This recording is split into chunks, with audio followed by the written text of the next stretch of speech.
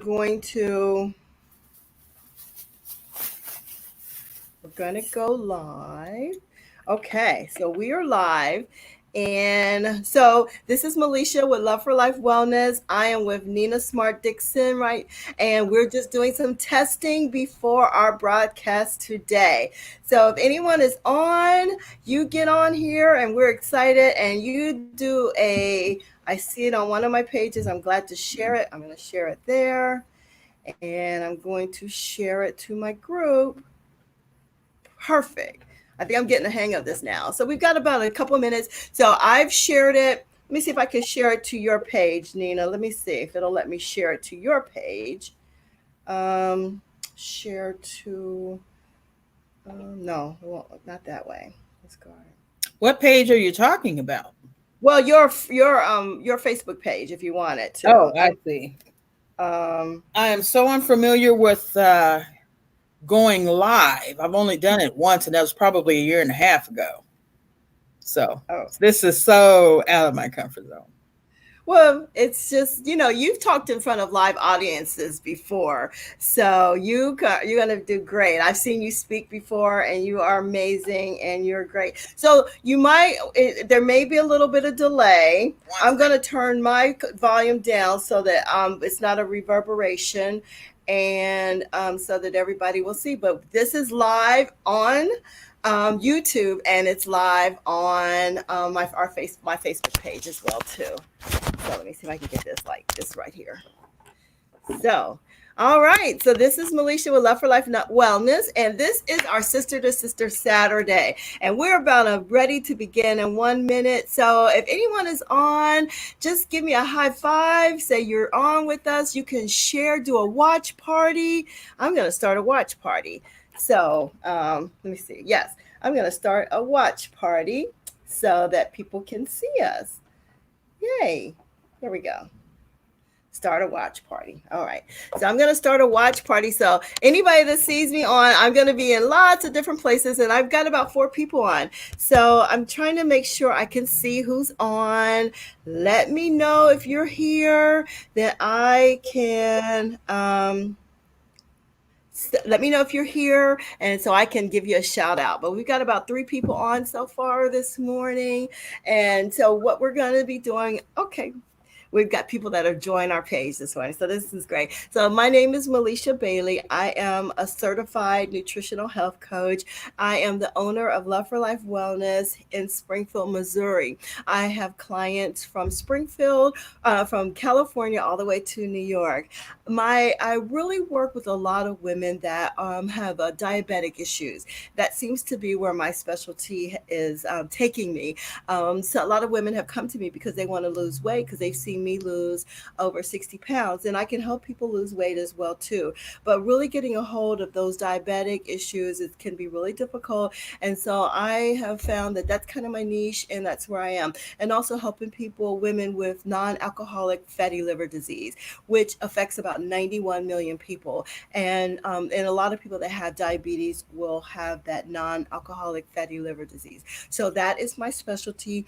That is where I'm working to really help women to get help with those issues and help them to find solutions to the problems of controlling their blood sugar, figuring out what to eat, and getting exercise. But I love helping anybody, and so this is what I do, and this is what I love. And so this morning I have Nina Smart Dixon on with us today. And Nina, if she doesn't mind, Nina is one of my clients, and she's been my client for about almost 7 months now, and she's just been doing phenomenal. And I thank her for being on. And she owns her own business, and so we've talked a lot about addiction, addictive behaviors, and the recovery when you are trying to regain your health. I've got Misha on this morning. I've got Tracy Jarman on this morning. I've got Howard Wesley Pratt is on this morning. And so we're excited for anybody that's on. Share this with somebody because I just just know Nina's got some great things to share. And so I am going to, if you know, I am in a hospital in Seattle, Washington. I've got to say that my son Tyler and his girlfriend are about ready to have a baby. So they just wheeled her out to have a C-section. She's been laboring for over 24 hours. It was really rough. So I hope I can finish this before they wheel her back in. But I'm going to be a grandma any minute now. So I'm so excited, to a little girl, Ava.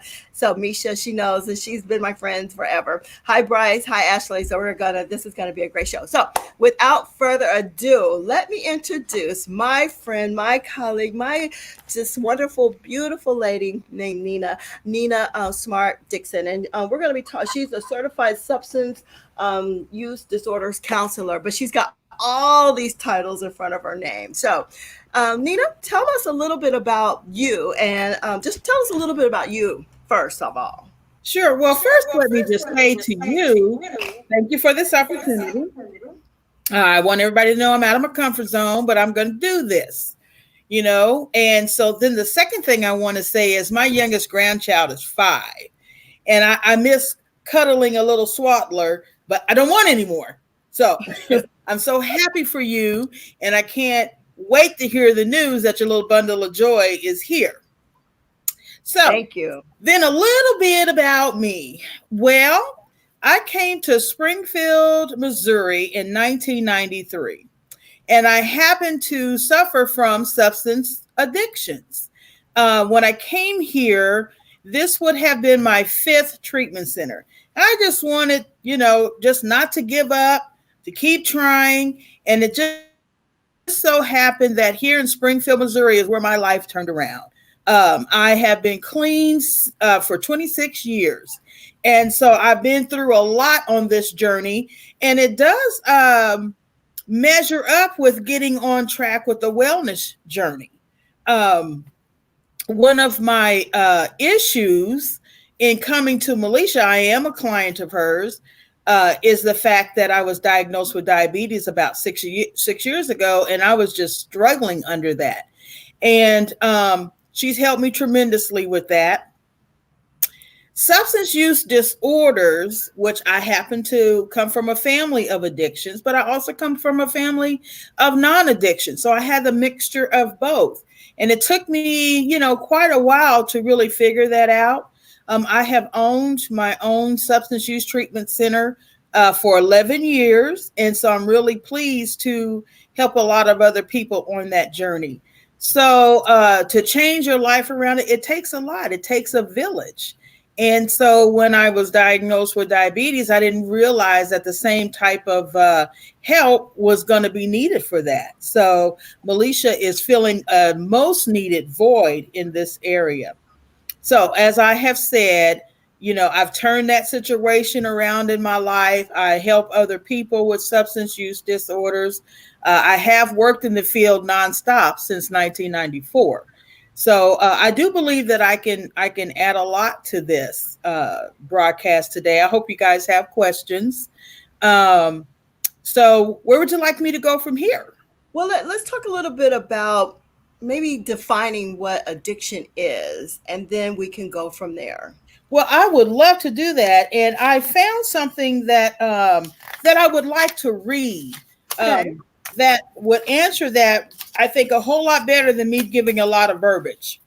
And so it's called What is Drug Addiction? And now you can put anything in here that you happen to struggle with, that overpowers your life, that limits you, because that's another way to describe addiction. So it reads, addiction is defined as a chronic, relapsing disorder characterized by compulsive drug seeking, or whatever that issue is for you, and use despite adverse consequences. It is considered a brain disorder because it involves functional changes to the brain circuits involved in reward, stress, self-control, and those changes may last a long time after a person has stopped taking the substance. Would you like me to read that again? Sometimes people need to hear things more than once. Say it again. That'll be great. Say it again. Right. I like that. That is amazing. And my brain just went to a whole different. Say it again. Yes, please. Okay, addiction is defined as a chronic, relapsing disorder characterized by compulsive drug seeking, or again, whatever that substance is for you, and use despite adverse consequences like diabetes and like you don't need to eat sugar so much or at all, or carbohydrates that are bad for you. It is considered a brain disorder because it involves functional changes to brain circuits involved in reward, stress, and self control. And those changes may last a long time, even after you get better. So sometimes, say somebody is a have a food addiction, or they use it as a reward system. They use food when they're stressed, and they feel like they don't have any self control. Say a person that has diabetes, or that has, or somebody, or not just diabetes, but somebody that's got cancer or something. I don't want to say cancer, but have some issues, and they know that if they eat this certain things, what it's going to do to their body, but they just do it, and they feel bad, and then they know they shouldn't do it, but their brain tells them that they can't. So how does a person get over that thing saying that, I just can't do this, it's just too hard? Well, first of all, let me share that there's a place in our brain, and I'm touching my head because it's about in this area at the top. Now, that's called the limbic system. And the limbic system, limbic system, is where those wonderful feel good memories are stored. That is Oh. why we do the same thing over and over and over, because it's attached to something pleasurable. Um, so reproducing, sex, having children, that is stored up here. Its function is to help us reproduce, but it also gives us such a pleasant feeling, so Hmm. that's stored there. When you eat your favorite food, if you just stop and think for a minute, you're eating your favorite food. What happens when you're eating your favorite food is you get a sensation. You get this Hmm. warm, cozy thing. When I think about um, one of my favorite meals that my grandmother fixed was her smothered chicken.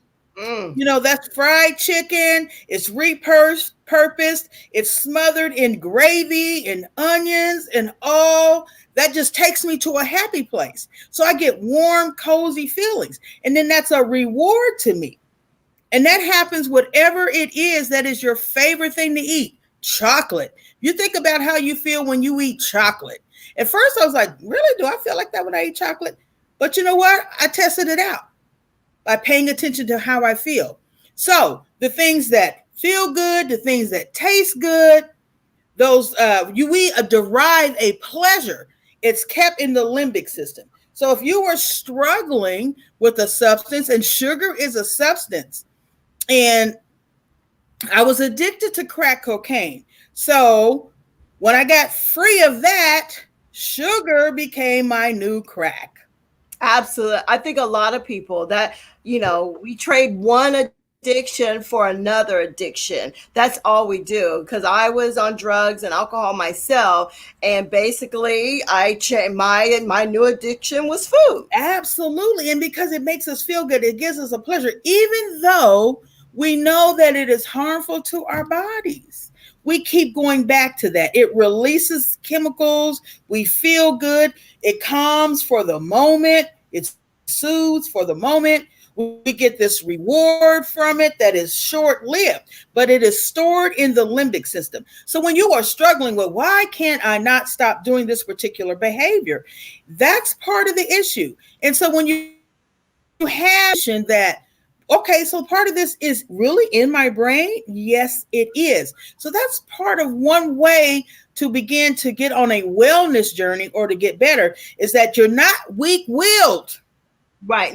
And that's what some people say. What is wrong with me? And then they start that self doubt, and they start talking, I can't do it. What's wrong with me? I can't. I know I need to lose weight. I knew I need to stop eating this stuff because it's affecting my joints and my feet, but I just can't. Then they start down this road of, I can't. And so, what does it take to get somebody to get to the next level of saying, yes, I got this problem. No, it's not my fault, but I'm going to figure out a way to deal with it. So, first of all, know that you're not weak willed and that all of that is stored in the brain and it remembers, it'll call your name.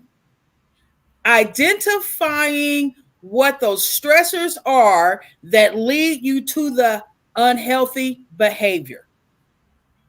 So, how do we celebrate? We generally celebrate with food. So you got Food. to first be identifying those things that draw you to those. When you identify what leads you that, whether good or bad, when you can identify those things, then you can develop a healthy plan. Now, one of the things that I used to do, um, and I just have to give it up for Melisha. Whoop, whoop. I did not think that I would be able to not be so drawn to sugar. I am just so over the top that I have worked that situation out in my mind where I don't crave sugar the way that I did. And when we crave, we put it in. We crave, we put it in.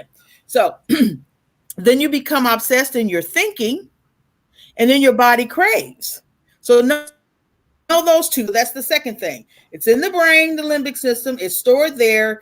You get that stuff in your body, and then you're craving it all the time, and you're thinking about it all the time. So once you figure those things out, then Melisha helps us to develop a plan. She helps us to develop a plan with identifying those times. I used to couldn't go buy a McDonald's or an ice cream store without stopping and getting a cone. I'd leave work because I'm stressed out. Let me go get a cone. And then in the evening, I'd go get another cone. And not even thinking about, hey, you Not had even an thinking ice that's the cream day. cone at lunch. Mhm. So denial is also a part of this. So you really, really, really, really have to pay attention to your emotions. You have to pay attention to the times that you're most at stress so that you can plant those thoughts in your head. Now, let me talk just a minute about the pre-cortex, the frontal pre-cortex. This is right here. This is our computer. Our computer is right here. The limbic system where the memories are stored, and the prefrontal cortex where our thinking is. So you have to be mindful. Write things down. I hadn't written things down in a long time before then getting working with Melisha. Writing things down helps you think about what is it that I'm getting ready to do. Because the other third thing is the guilt and remorse coming Yes. from that repeated cycle that's up here because you want to feel good. Start thinking about what you're thinking about. Sometimes we're just walking around in our minds and we're not thinking about what we're thinking about. We're letting our brains run us down the road. We have to become mindful. We have to become intentional about what is it am I thinking about? Am I letting my emotions run me? So when you can become conscious of what you're thinking about, then you can also identify those times of day because our urges and our cravings come at times of day. And you need to recognize what those are so that you can put a plan there. That's how we stop this. Mm-hmm. You can't stop this by not thinking about it. And you can't stop this by not paying attention about it. And you can't stop this by being just kind of willy-nilly about your life. Mm-hmm. You have to really, really, really put some work in. She here? Oh, She's gonna have to get knocked out. I'm sorry. She's going to do what? She's gonna have to get knocked out. Oh my. Okay. All right. My son just came Are you back. on the call? Yes, I'm on. That's fine. No baby yet. They're gonna nope. have to knock her out. I'm still this young girl, she's got her very low tolerance of pain, and she's been having a really hard labor. So we just need to pray for her. Her name is Ronisha Sanders. Anybody What's that's up? here, Ronisha. So anybody Revolution. that's on here that's a praying person, please pray for Ronisha, pray for baby Ava, pray for Tyler as they are getting ready to birth this baby. So Rose had a very rough time with this labor and delivery, and but we know that baby Ava's coming forward. But We know that there's nothing too hard for God, and the challenges that this baby has had getting here leads me to believe that her future is bright. Whenever you have all you know, kinds of challenges, enemy does not want this to happen, and so this is a special. Baby Ava is special, special, special, and we just believe God that this is going to happen, and everything's going to line up the way that it's supposed to be. thank you. I The surgeons, everything. She's going to come on into this world. she's going to be a fighter, Yeah, and absolutely. she's going to be a fighter and a kicker. She, so I'm just, I just can't wait to meet her in a few minutes. So, but I mean, Nina, but what you're talking about, I mean, it's just so much. I mean, we could spend another whole show just talking about all the things that we talked about. So you have to first to be aware, right? You And you have to must be be aware. identify what you're and not put your head in the sand. So many people put their head in the sand and they know they have a diagnosis or whatever, and they feel that it's either gonna we sometimes and I'm just gonna be sometimes as Christians we feel we can pray our way through everything, and that's not how it's got to be all the time. God wants us to pray, but a lot of things you got to work to get to the next level of where you of your recovery of wellness, and not whatever it is. And so we can't. And then some people just want to rely on doctors, and we need our doctors. Like with Ronisha being in the recovery room, there's no way she could go have a cesarean without a doctor. We need No. doctors. They are there for a reason, but we just can't put all our faith and trust in doctors. We have to do things for ourselves. And when we have those addictive behaviors and we are willing to open up and know that we have them, get the help that we need. Absolutely. When I came here in 1993, I was shocked. Number one, I've always sought help for my addiction. I didn't understand addiction. Years and years and years and years ago, I didn't understand it, but I kept going to the treatment centers, you know. And so when I came here in 1993 of May and got myself together, I was shocked that in the church. Well, let me just say the church that the Lord led me to worked with drug addicts and alcoholics. So they had an understanding, and they know that we needed the Lord, and they know that we needed deliverance. But also what I found out more than anything was a lot of African Americans didn't believe in counseling. Absolutely. They didn't believe in going to get help. And I'm like, what in the world is this about? You know, and so no, we didn't get our drugs by ourselves. We sought out the drug dealers. We sought out the people who did that. And then if you want to get on the other side of that, then you have to seek out the people who are on the other side of it. They are delivered from that. They walk a new lifestyle. They put the work in. I don't even like to go to prayer lines, okay, if I'm not putting the work in. So 6 years ago, when I got diagnosed with diabetes, well, when the doctor told me prior to that I was pre-diabetic, you know what I heard? I was selective. I heard, you don't have diabetes. Mm-hmm. So then the next year when I went back to the doctor and they said, you have diabetes, I left there crying. Oh my God, snot and heavy tears.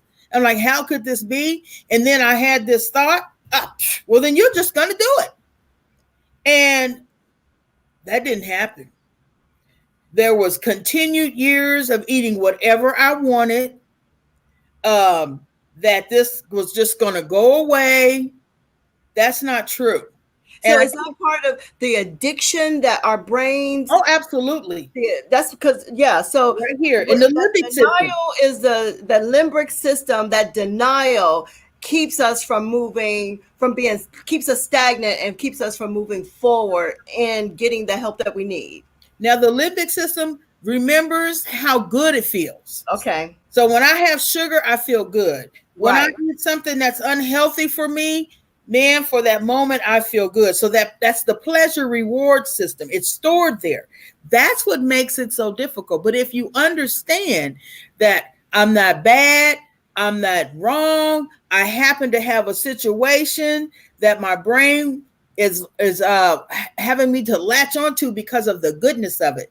Now we find other things to replace that, other healthier paths. Okay. That's why people take up exercise, right? Because it'll release those natural endorphins, so we can make that pleasurable feeling without without having to eat all of that bad stuff. Now, you know, I'm not going to sit here and say that I don't have some fried chicken every now and then. I do, but the situation is I know that I can't have fried chicken like I used to have fried chicken. It has to be different if I want a healthier reward. I like that. It has to be different. And so if someone is on the road to really trying to conquer that addictive behavior, They have to realize that it has to be different. It Now, has to be. when you realize it has to be different, what are some of the keys, to help keep you on the straight and narrow? Yes, some people may seek counseling or a coach or a therapist, but what are other ways that people can really handle their addictive behaviors no matter what it is? Well, I can't speak enough to all of those things that you just listed because we have to talk. We have to talk. And Okay. then the other thing, because you're not going to get, because if you think about it, we talk to people about food all the time. What's your Hmm. favorite recipe? How do you cook this? How do you know? So we talk about those things. So then we still talk about the things, but now we're aligning ourselves with the community. Hmm. Okay. So, maybe you find a support group to go to, Hmm. or maybe you find a coach, maybe you find something online, to help you with that. So you have to get engaged in the learning process. You can't do this without relearning, and you can't do this without application. Application. Application. You So can't. the thing is that we can learn something, but if we don't apply what we learn, then we're just going to be where we are. We're There not you going to be are. able to move forward. I was diagnosed as pre-diabetic. I never took any medication. For me, I was sick for a long time with a whole host of other things, but I was like, why am I going to get sick from what I put in my mouth? To me, it just made no, for me, Melisha Bailey, that Uh-huh. made no sense. To Yes. that I can control what I put in my mouth so that I don't get full blown diabetes. And so some people have that internal, you know, fortitude to say, no, I'm not going to do that. And some people, they kind of drag their feet. And so for those that are dragging their feet, that getting that relearning, reprogramming their brain, that, and it takes time and effort. And it's easier said. So, like for myself, it's easier said and done if I engage with others to do it. Okay. If I stay isolated and to myself, then what happens up here is what has always had control takes over. Okay. And it's Like, easy to fall back into those traps of that poor behavior. So, in order to make those changes, it's like, what is that? Oh, shoot. The renewing of our minds. This is a mhm, renewing of our mind. Like the word of God says, we renew our mind and we do that by the word of God. So, in order to change our thinking, we have to read and get into ourselves the things that bring about those changes. So, you have to read about healthy nutrition. You have to begin to apply, you have to look for those things. You have to do the new behaviors. You have to do the new things. Now, I'm such a private, introverted person, but I cannot get to where I want to be. So I also then have to envision to help that thought process. I have to envision who is it that I want to be. I'm going to be 56 in March. And there's so many things I want changed in my life by 56. There's so many things I want changed by 60. So I have to begin to get the picture. So then what does that look like? look, You got to get something to anchor. You have to anchor somewhere. she's preaching, y'all. You have to anchor someone. You got to find it. It comes from in. He's given us everything that we need. Anchor on that. It's so much easier to go get an ice cream cone. It's so much easier to bake a cake. It's so much easier to go to the liquor store than to do the work, than to do that. So we need a new vision of who we are. So we write about that vision. Write it. We write about that vision. Doesn't it say write the vision and make it plain so that whoever picks it up can run with it? And I just wrote a blog last week on that visualization, because if you can't visually see yourself where you want to be, because I believe in my heart, if God gives you that vision and you can see it, there is no reason why you can't have it. But you got to do the work to go forward to get to where what you see on the other side. So if Yeah. you see yourself healthy, riding, playing with your grandkids, or riding a roller coaster, or being on the beach. Like, I see Yes. myself living in a house with a beach in front with my farm in the back. I see it. I know I'm going to Yes. have it one day because I can Yes. see it. So that visualization. So when you're in the process of trying to learn how to deal with addictive behaviors, you got to be able to see yourself well, see You yourself have strong, see to. yourself healthy. You have to. Because, if we don't have the vision, it's never going to work. And Mm-hmm. again, I just want to go back to something that I talked about earlier. I don't even go in prayer lines anymore Mm-hmm. if I'm not doing the behavior for the Lord to do that miracle in me. Right. And Because I you just want to get basically, that across. yeah. So if you're not going to do the work, I mean, God can do anything, but he requires us to do something. So I stopped doing that. I don't go in prayer lines anymore unless I'm doing the work. So the prayer begins. God, help me line up. Give me the desire to do this activity and that activity, because within of myself I don't have it, but it still requires discipline. Discipline. It requires discipline. When you have that emotion, the emotions that used to make me leave work and go get an ice cream cone. Now, when I have that emotion, I might just step outside, breathe in some fresh air. I have a little secondhand store that sells books that I like. That's just 2 minutes away from the job, not even 2 minutes. I will go there and walk around for 10 minutes, and then I'm able to go back to work.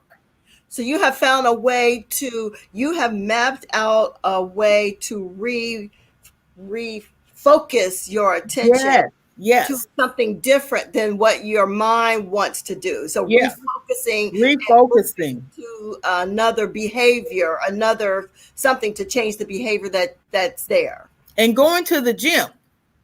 Going to the gym. I'm not 100% there yet, but going to the gym and working out and spending that time is another way it releases those natural endorphins. So, Hmm. whatever we were getting from the unhealthy foods or substances, we can get them naturally. God has given those to us, and we Hmm. can get those naturally. Again, that is also, how do you see yourself? Absolutely. How do You you see yourself? Yes, you have to envision, what is that healthy workout going to do for me, down the line. I'm going to be wearing the clothes I want to wear. I'm going to have the energy I need to have. Just think of all of those positive things that are going to result as you changing what you do versus doing all the other bad addictive behaviors. We can change that.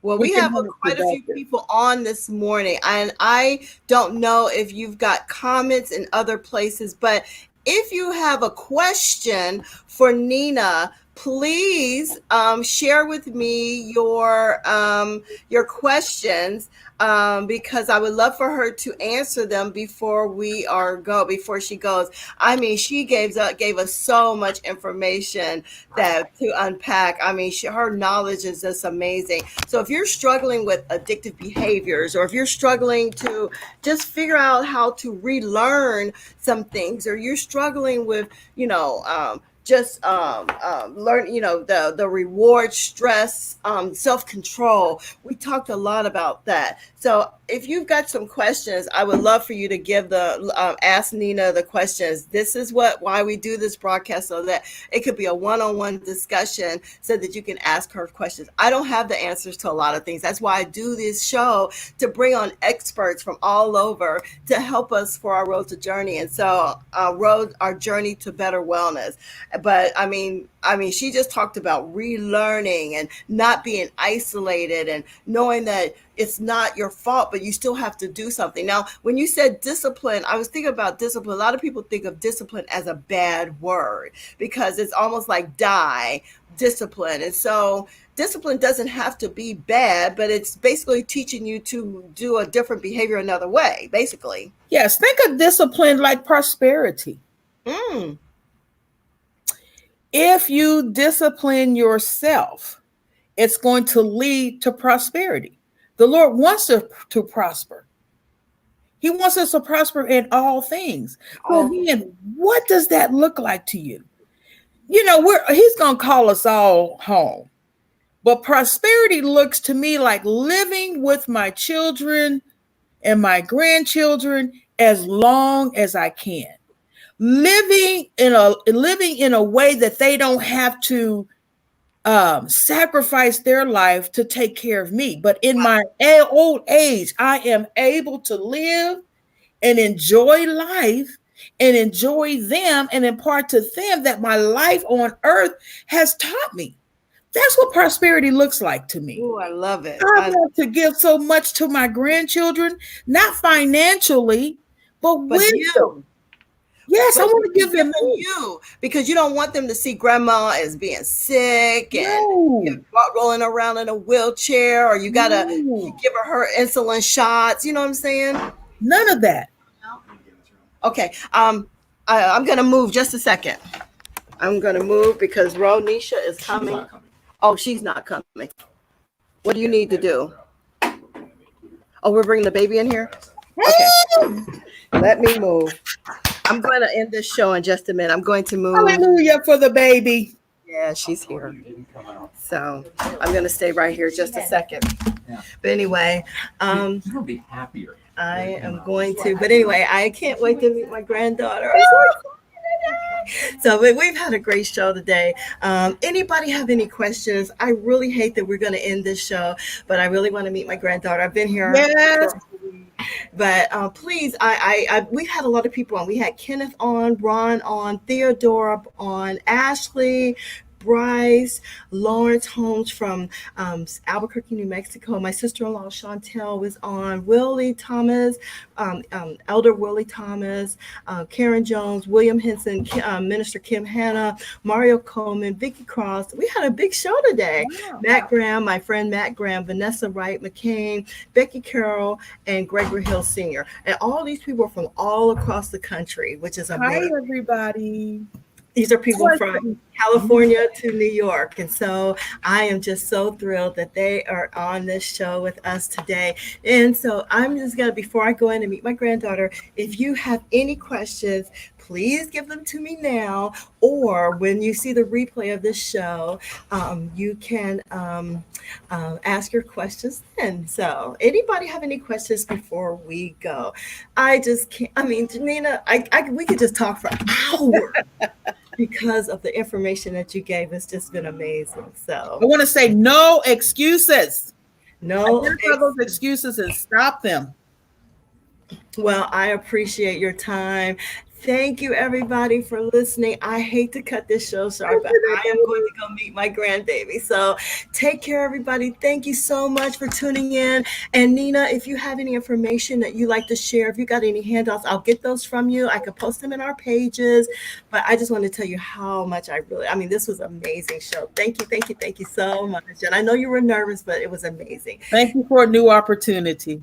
Thank you, Nina. Thank you, everybody. Congratulations. Thank you. Have a wonderful day. And I'll talk to you soon, Nina, okay? Yes. Bye-bye. Bye-bye.